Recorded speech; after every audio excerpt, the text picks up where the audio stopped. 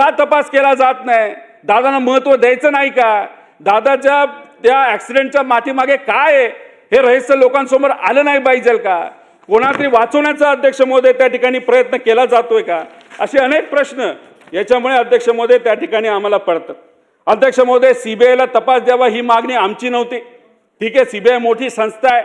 ही मागणी सत्तेत असणाऱ्या अजितदादांच्या पक्षानेच केली होती. ही कधी केली होती अध्यक्ष महोदय? 35 दिवसापूर्वी. आता 35 दिवसापूर्वी जेव्हा तिथं रिक्वेस्ट केला असेल की सीबीआयकडे तपास द्यावा, अध्यक्ष महोदय, सुशांत सिंग राजपूतच्या बाबतीत बिहार सरकारले केंद्र सरकारला आज पत्र लिहिलं आणि दुसऱ्या दिवशी सीबीआयने ते स्वीकारलं.